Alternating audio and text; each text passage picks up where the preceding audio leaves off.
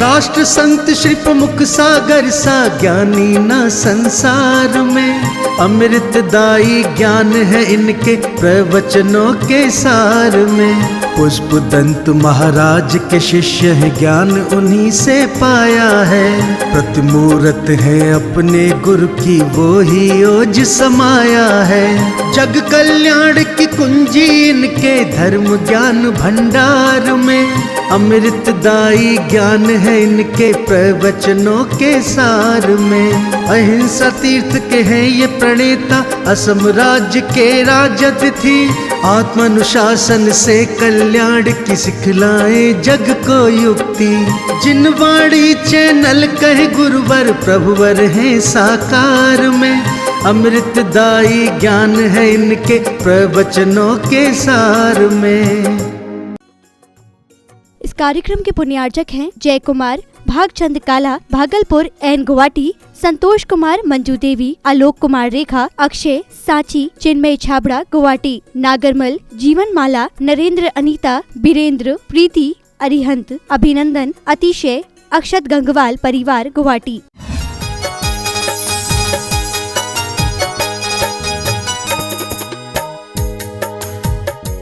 और जब स्त्री की मर्यादा पति से जुड़ती है तो आप अपने आप में विचार करना, उसकी सुंदरता अपने आप बढ़ जाती है। कहीं भी स्त्री जाती है अपने पति को हमेशा साथ में लेकर जाती है। पति ले जाए या ना ले जाए, लेकिन पत्नी तो हमेशा अपने पति को साथ ले जाती है। जैसे आत्मा जहां जहां जाती है ना, वहां वहां शरीर को साथ ले जाती है। शरीर साथ जाए या ना शरीर जाए, आत्मा जहां जाती है। लेकिन एक जगह ऐसी भी है जहां आत्मा ही केवल जाती है, शरीर साथ। कौन सी जगह है? सिद्ध अवस्था। वहां पर शरीर नहीं जाएगा, वहां पर तो केवल और केवल आत्मा ही रहेगी, जब एकत्व को प्राप्त होगी। राम जी ने जैसे सुना कि वास्तव में अब सीता को, कि मेरे सीता आचरण से जुड़ी है, इसलिए सीता जी के चरण सुंदर हैं, राम जी खुश हुए। तो वहां इतना ही कहने का प्रयास किया हनुमान ने, सीता मां तुम्हारे चरण भी सुंदर राम के आचरण से जुड़े होने के कारण हैं। राम जी जब खुश हुए तो सीता हनुमान ने कहा, भगवान आप भी जरा खुश ना हो। आप विचार करके रखना, सीता मां के चरण सुंदर इसलिए थे क्योंकि वो चरण राम के आचरण से जुड़े थे। राम जी खुश हुए तो उन्होंने कहा, राम जी आप भगवान ज्यादा खुश मत हो, क्योंकि आपके चरण भी सुंदर क्यों हैं? आपके चरण सुंदर इसलिए हैं क्योंकि आप मर्यादा के आचरण से जुड़े हैं, इसलिए आपके चरण सुंदर हैं। पुरुषों को भी सुंदरता तब प्राप्त होगी जब वो अपनी मर्यादाओं में बंधा होगा। स्वदार संतोष व्रत में अगर वो कहीं और जगह जाता है तो उसकी सुंदरता खत्म। ख्याल करना, आचार्य यहां कह रहे हैं संवाद हमें सुलझा देता है। राम जी भी खुश हो गए, सीता माँ भी खुश हो गई और हनुमान भी खुश हो गए। ये संवाद की कला थी। और विसंवाद की कला क्या होती? अरे भाई यही है, ऐसा ही है। ख्याल करके रखना, जब तुम्हारे मन में ये आता है कि जो मैंने कहा वो सत्य, समझना तुम विसंवाद की कथा में जा रहे हो। और जब तुम्हारे मन में ये भाव आ जाए कि जो सत्य है वो मैंने कहा, तो समझ लेना तुम संवाद की कला में जा रहे हो। आत्मा सबसे सुंदर है। और आप विचार करके रखना, जब बच्चे का जन्म होता है ना, सबसे सुंदर लगता है। बच्चे का जन्म वो सबसे ज्यादा सुंदर लगता है क्योंकि उस वक्त वो आत्मा के साथ रहता है। शरीर पे ज्यादा ख्याल नहीं जाता है, लेकिन परिवार पे ज्यादा ख्याल नहीं जाता है, संसार पे ज्यादा ख्याल नहीं जाता है, भौतिकताओं पे ज्यादा ख्याल नहीं जाता है। इसलिए वो सुंदर रहता है, अकेला रहता है। और जैसे ही उसका शरीर पे ध्यान गया, जैसे ही पदार्थ पे ध्यान गया, परिवार पे ध्यान गया, उसकी सुंदरता अपने आप खत्म हो जाती है, क्रूरताएं शुरू हो जाती हैं। ख्याल करो, आप विचार करके रखना, जब सुंदरता की बात आती है, आचार्य तो यहां कह देते हैं 6 द्रव हैं। 6 द्रव अपने आप में, केवल यहां समय शब्द से एक जीव नाम का द्रव ही नहीं लिया, 6 द्रव्यों को क्या, 6 द्रव भी सुंदर हैं। कौन कौन से 6 द्रव? जीव, पुद्गल, धर्म, अधर्म, आकाश और काल। अजीव को नहीं लिया। अजीव, आश्रम, बंध, समर्थ तत्व, ये मोक्ष, ये 7 तत्व हैं। तो जीव, पुद्गल, धर्म, अधर्म, आकाश और काल, ये 6 द्रव सुंदर हैं, अपने आप में सुंदर हैं। इनकी सुंदरता को कोई भी असुंदरता में परिवर्तित नहीं कर सकता। कारण कितना सुंदर दे दिया। 6 द्रव अपने अपने काम में लगे।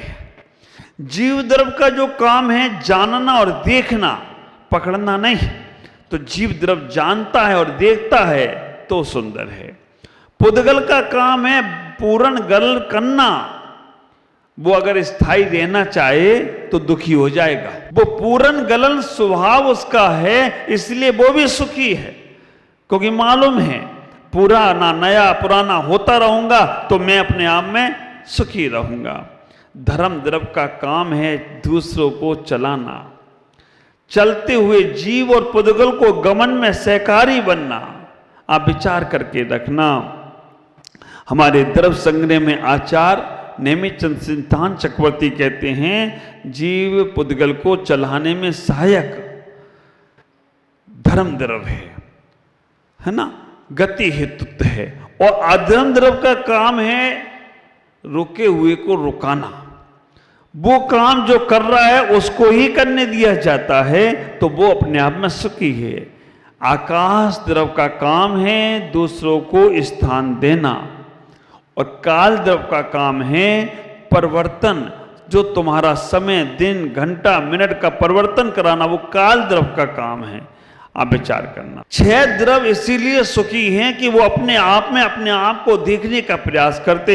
एक द्रव दूसरे द्रव को डिस्टर्ब नहीं करता है, और डिस्टर्ब करता है तो एक द्रव दूसरे द्रव के चक्कर में अशुद्ध की अवस्था को प्राप्त हो जाता है। खदान में सोना है, खदान में सोना है। अगर खदान वाला सोना तुम्हें लाके दिया जाए कि आप पहनो इसे, तो आप देखना पसंद करोगी, पहनना पसंद करोगी?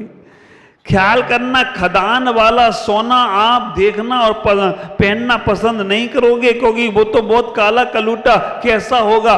भले ही कहा जाए कि इसके अंदर सोना है, लेकिन जैसे जैसे वो अपनी ताप में तपाया जाता है, जैसे जैसे वो पकाया जाता है, उसकी सुंदरता बढ़ती जाती है। वैसे वैसे हम पहनने का प्रयास करते हैं, आभूषण बनाने का प्रयास करते हैं, हम उसको धारण करने का प्रयास करते हैं। ऐसे ही ऐसे जो आत्मा है वो अभी खदान में है, क्योंकि निगोद रूपी खदान से निकाल के लाए हैं। कर्म कालमा रूपी कालमा उस पर लिपटी हुई है। कर्म कालमा रूपी कालमा कर्म उसके ऊपर लिपटे हुए हैं। द्रव कर्म, मल भाव कर्म और नो कर्म रूपी कर्म कालमा से आत्मा लिप्त है, लेकिन सुंदर है। उस पाषाण में जैसे सोना है, वैसे हमारे इस शरीर में कर्म के साथ वो आत्मा है, और वो सबसे सुंदर है। बस उसे प्रोसीजर के माध्यम से सम्मित प्राप्त कर लिया तो आप वृत्तों को प्राप्त करो। वृत्तों को प्राप्त करने के बाद भेद रत्नात्रय को प्राप्त करो, मुनिराज बनने का प्रयास करो। फिर उसके बाद अभेद रत्नात्रय में चले जाओ।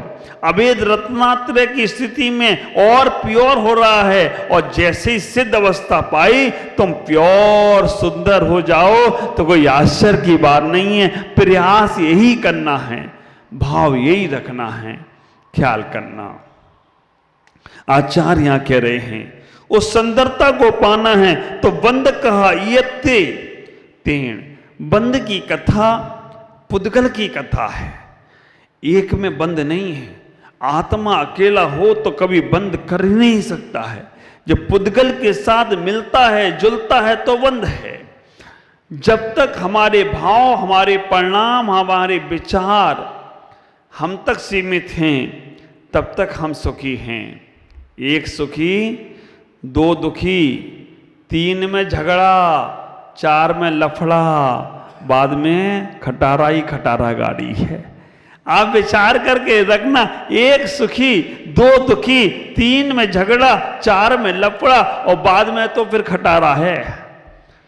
आत्मा अकेली है तो सुखी, आत्मा के साथ दूसरा मन मिल गया तो दुखी, तीसरा दिल मिल गया तो लफड़ा और चौथा शरीर मिल गया तो झफड़ा। आप विचार करके रखना, जब तक आत्मा अकेली है तब तक सुखी है। एक हम सुखी, एक सुखी, आत्मा के साथ मन मिल जाता है ना तो वो दुखी हो जाता है। तीसरे नंबर पे उसके साथ दिल भी मिल जाता तो दिल कुछ कहता है, आत्मा मन कुछ कहता है, दिल कुछ कहता है, मन कुछ कहता है। इन दोनों के चक्कर में लफड़ा और फिर इनके साथ शरीर और मिल जाए, फिर तो कहता है कि अब तुम्हारी स्थिति ये हो गई। एक बंदर था, उसे दर्पण पकड़ा दिया। अब बंदर दर्पण देखे तो बंदर दर्पण में खूब उछाल मारे, उसको एक भांग की गोली और खिला दी। अब तो और मजे आ गए उसको। और उसके बाद उसको एक बिच्छू से डंक लगवा दिया। अब इतनी चंचलता बंदर की हो गई, उससे भी ज्यादा बड़ी चंचलता तुम्हारी हो गई।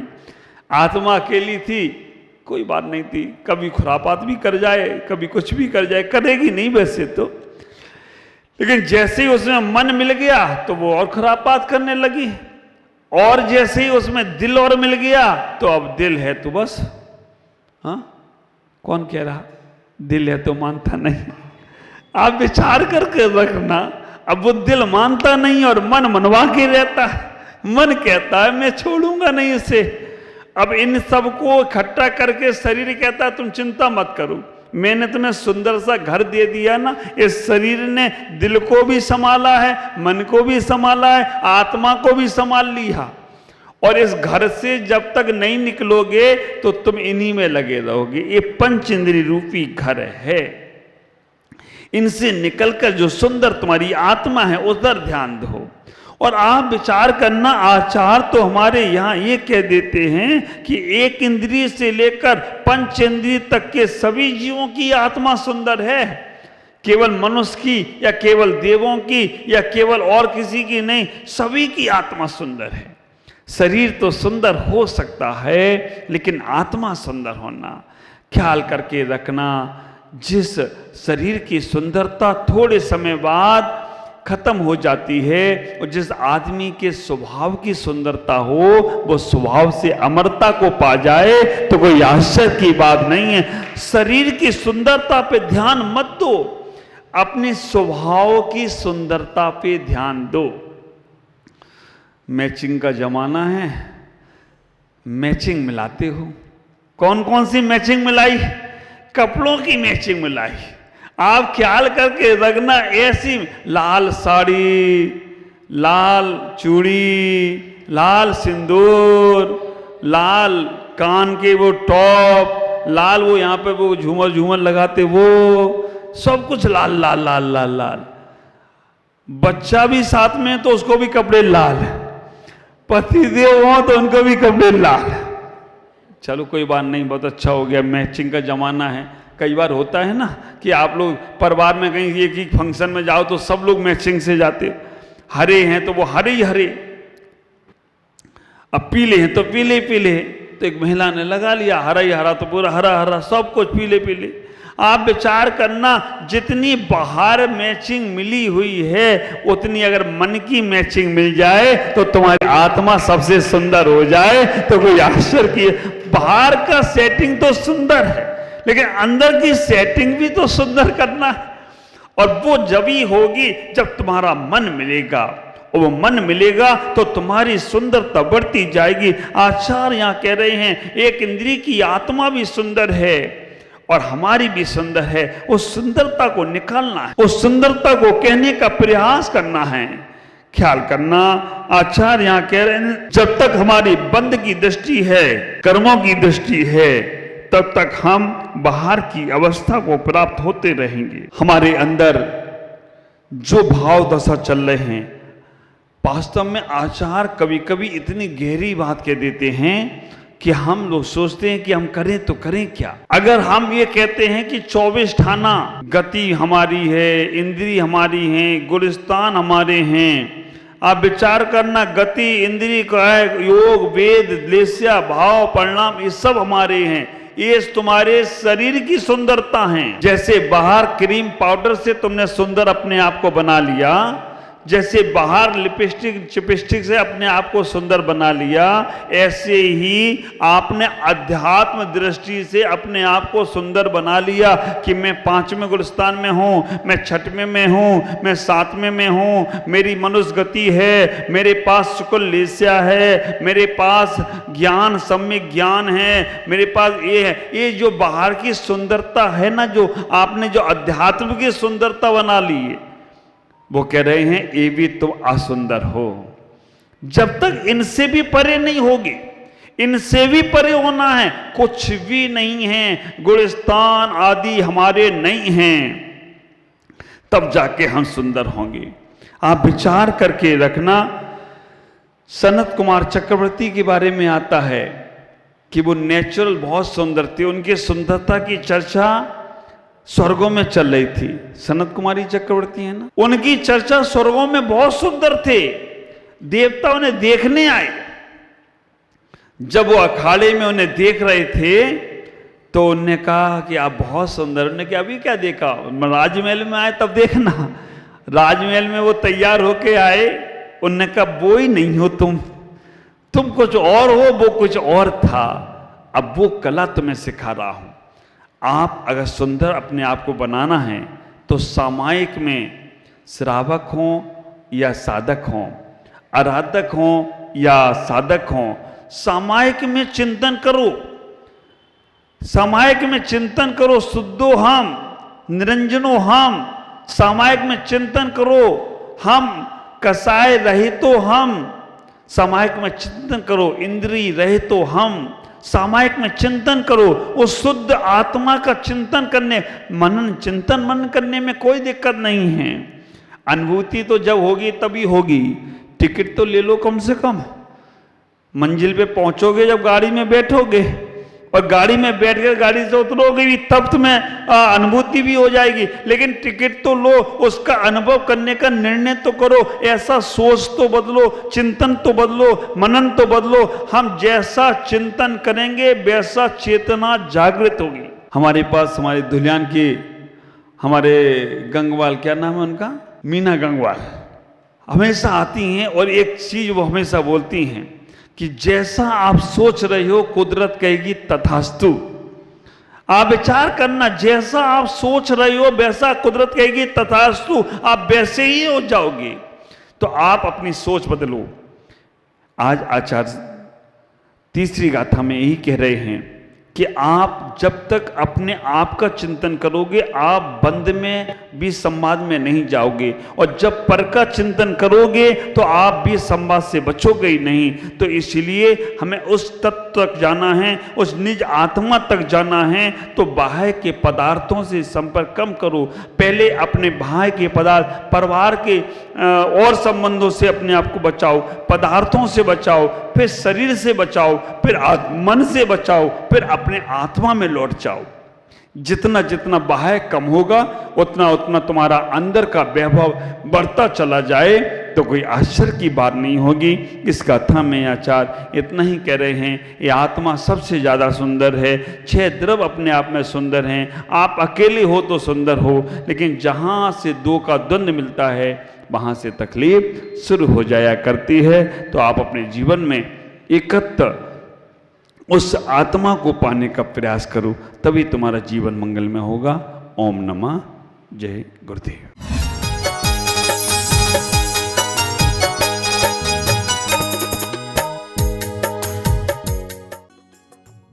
इस कार्यक्रम के पुण्यार्चक थे जय कुमार भागचंद काला भागलपुर एन गुवाहाटी, संतोष कुमार मंजू देवी, आलोक कुमार रेखा, अक्षय सांची, चिन्मय छाबड़ा गुवाहाटी, नागरमल, जीवन माला, नरेंद्र अनीता, बीरेंद्र, प्रीति, अरिहंत, अभिनंदन, अतिशय, अक्षत गंगवाल परिवार गुवाहाटी।